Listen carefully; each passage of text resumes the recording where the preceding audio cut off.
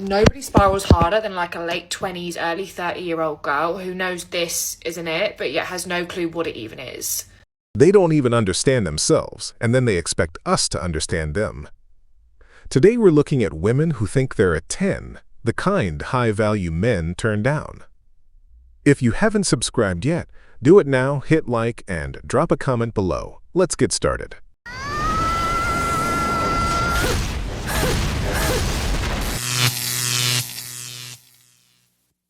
Women are delusional in dating.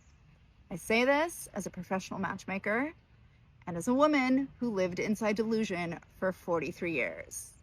And there are many stories that I will share to illustrate this in service of truth and love.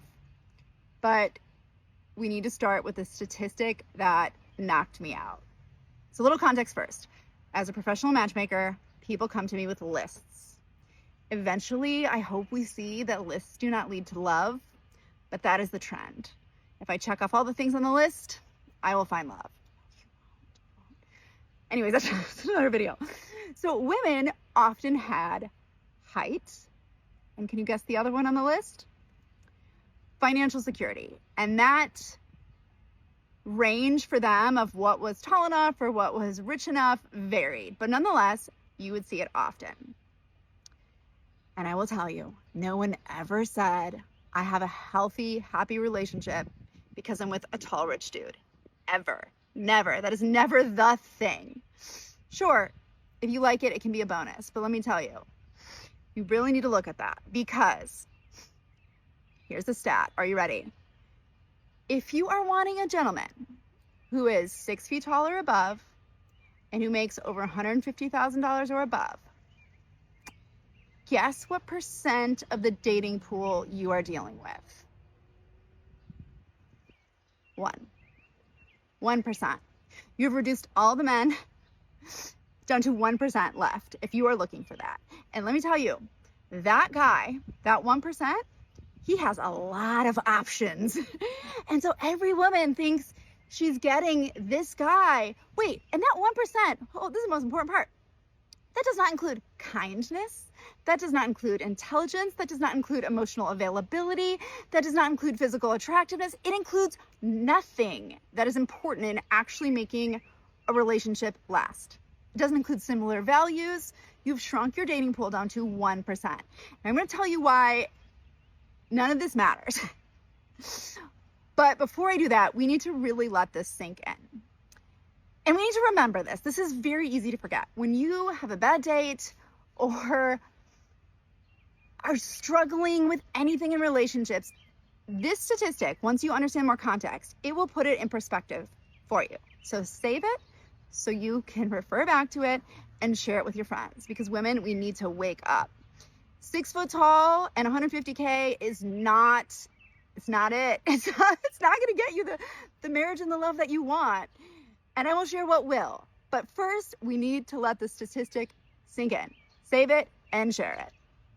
So many of my girlfriends who are such catches, total package, it seems like there is a shortage of amazing men to match. What is going on? Women are doing great. We are graduating college. We are like getting great salaries, and the men aren't catching up. And then you have in cities like, say, New York City and LA, there's disproportionately more college educated single women than men. And when you have that imbalance of ratio, it actually impacts the dating culture and roles. So people get married later, there's more infidelity, things like that. Yeah. Do you think dating apps are playing a role in this? Dating apps have changed the way we meet people, which is great, but it's also changed the way we think of people. So the endless options cause us to assemble partners like Build-A-Bear. Right. And we're like, I want this height, this age. I think it's caused us to treat people like objects versus humans. And what you're finding now, I find this a lot more with women than men. There is this extreme of over-icking.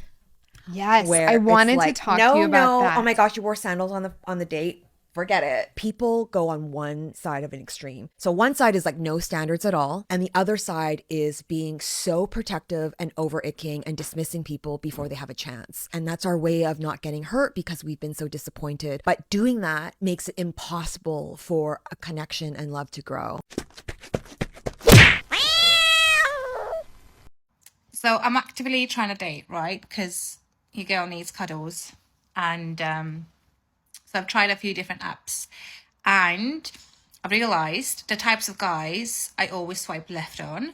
So first one, if their bio says ask me, I won't be asking you shit. Second, if they have a Snap handle in their bio, I don't care about Snapchat, never have. Third, if they, I know, if they have selfies on their profile picture, because as a man, why are you taking selfies? I think it's weird. And number 4, is it? If their first picture, if their profile picture isn't of themselves and it's a stupid random pictures, immediately left. Immediately left. Exactly. That's why I've always said, it's not that she can't find a man, her radar is broken. On top of that, every one of them thinks she deserves that top 1% man, and the reality is there aren't enough rich men for all these broke women. They don't see how that woman is saying her friend can't find a quality man. That's not true, because a person's quality has nothing to do with money. What's actually happening is these are women who make good money and don't want to be the ones putting their money into the relationship. So they want men who earn the same or more than them. And those men look at them and say, I don't care about your money, just your looks and what you do for me. And they go for the simple girl working at a coffee shop. Because a man chooses based on desire, not what you own. Women. Used to be the biggest pick-me girl, and now I could not care less about a man. And the thing is that pick-me, that nice girl that does everything for a man, they're not lucky. You know who's lucky? The girl that's a bitch. The one that humbles a man. The one that plays with his ego. When you meet a man, especially in this generation, even if you're just getting to know each other, there is no other woman. If I find out that you're trying to get to know another girl, you're gone. And no matter how much you like this man, you're gonna stick to that. Because if you would not stick to that, then this man knows that whatever comes out of your mouth, it's not that deep. You don't mean what you say. So learn how to be a bitch and raise your standards. God damn it! You can't make this shit up! If you want to become extremely rich as a woman, you have to stop fucking these men. Excuse my French. But have you ever noticed how some of the brokest women are boy crazy and how some of the most successful women are single? And it's not because men don't like successful women. It's because women who built an empire for themselves have options, only accept the best, and know the value of discernment in their focus. When you're single as a woman, you have the most energy in your life to give your all to you, to build up your finances, your health, your confidence, your style. When you get a partner, that is a full-time job. And I'm not saying relationships are bad, but they take a lot of work and energy and waste your time if it's with the wrong person. If you want to be your most powerful, embodied, abundant self, you need to become well paid first. And in order to do that, you should not be dating when you're broke as a woman. You should be building yourself an asset, a business, a brand. You should be building a name for yourself, something you don't have to wait for someone else to give you. So stop fucking these men and get to work. This is my impression of a 42-year-old man who's been dating a 25-year-old for about a year now, and she's actually really mature for her age. And so the 42-year-old man is dating a 25-year-old, and but they've just been casually dating, so it's not like super official yet. But the 25-year-old is just falling in love with this 42-year-old man because he's so funny and nice, and he does so many nice things. And sometimes he disappears for 2 weeks at a time, and he doesn't text her back, and that's okay because he's 42 and they're adults, so they have stuff going on. And she's 25, so that's it could be true love. So basically what happens is, this is my impression of the 42-year-old man when the 25-year-old, after a year of casually dating in a situationship, someone call it that. So the 25-year-old looks at the 42-year-old and she's like, hey, I just really, I want to be honest with you. I'm really developing feelings for you and I would like to make this more official. This is my impression of the 42-year-old man hearing the 25-year-old girl say that. I'm just not really ready for anything serious right now. Back when I was in sales, the wealthiest women I came across were alone. I'd even say they acted like men. A lot of them were pretty direct when they tried to flirt with you. They had masculinized themselves, These were women that men at their level kept as a side piece, never as the main one. When they did land a guy who earned more than them, it was because he'd gotten divorced and she'd been his mistress for years. A lot of these women are successful, but they're never a man's number one. Just think about it. A man with money wants to enjoy that money. He works long hours to earn it. If his woman is the same way, she's doing the same thing, which means they barely see each other. What that man wants is that on his day off, his woman has nothing pending and gives that day to him, goes out and enjoys his money with him. With successful women, that's very complicated. I need an answer to this immediately. How are we healing our nervous system when it comes to money? Because I'm realizing lately that this is a very big issue in my life. I thought I'll earn more money, that will solve my problems. I've worked my ass off, shoots back to back. I've just got all that coming in. I was like, oh my God, I'm absolutely balling. I've checked my bank account, spent all my money. Not on anything productive. Even if I just blown it on like clothes, I would have been a little bit happier. I spent it on bills, taxis, and food. I don't eat. I literally don't fucking eat. I felt sick. The amount of money that I spent on groceries and food, I don't even want to talk about it.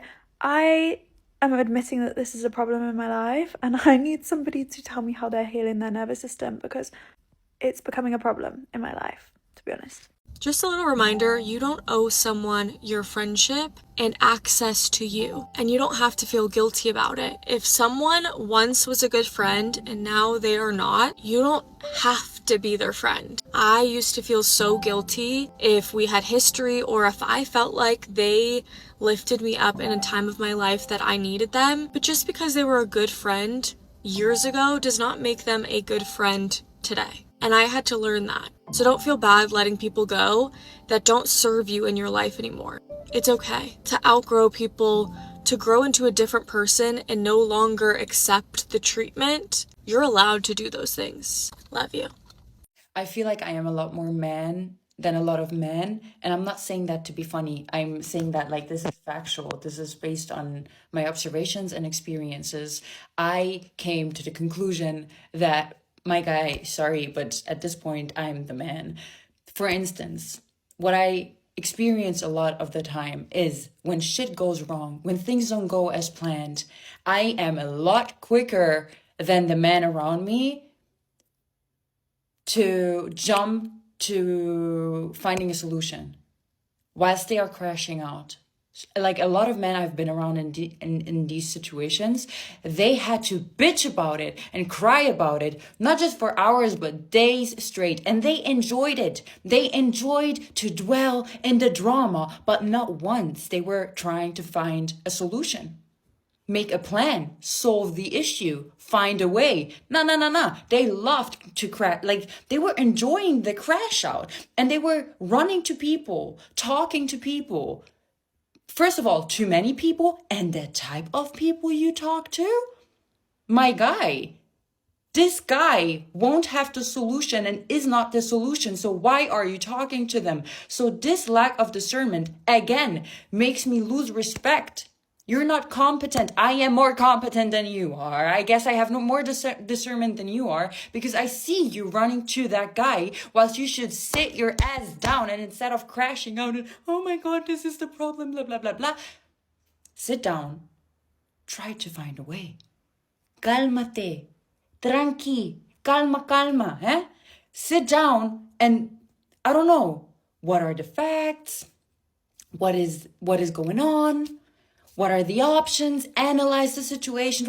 I'm a lot quicker to do that. And I was so many times I was put in situations where I had to do that. And I was put in the position where I had to basically co-regulate them because I was the one that was more collected and more regulated emotionally and a lot more clear mentally. And I immediately jumped to, okay, let's sit down and find a way whilst they were crashing out, crying, bitching. I experienced that a lot in life everywhere, which now makes me feel like I am more man than a lot of men. I don't want to be that. I don't want to do that. So, but at the same time, if I do witness a man stepping up, stepping in, taking the lead, taking initiative, being collected, being calm, being grounded, it's rare. And if I see it, I love it. And I lean back immediately. It's more about competence and initiative and leadership. If it's present, I lean back, I back off. But if I feel like I'm the only one that can, I am put in a position where I will, even though I don't want to. Yeah. And if that happens, I'm like, brother, you may be a man, but you're not to me, because I cannot respect it. I cannot. Oh, hell no! You see that? That's not a woman, King. That's another man with long hair. That I run things here attitude. That maxed out masculine energy. It doesn't attract, it repels. Listen to me. As a man, you need a woman who steps into your frame, not one who tries to impose hers. A woman who lets herself be led, who complements your energy, not one who competes with it. Because when you get involved with one like that, who wants to solve everything, decides everything, walks through life like she's the CEO of the relationship, she's going to drain you. Not in weeks, King, in days. And the worst part, you won't see it coming. You'll think she's a strong woman, until one day you wake up wondering why you feel like running. Masculine energy in a woman isn't strength, it's a red flag. We've reached the end, but before we close, we're leaving you 2 questions for you. Why does the high-value man not choose the woman with money? Why do so many women convince themselves they deserve that top 1%? And if this content gave you something to think about, you know what to do. Hit like, subscribe to the channel, and turn on the bell. Every bit of support helps us reach more people and keep bringing you this kind of analysis. See you in the next video from the wall.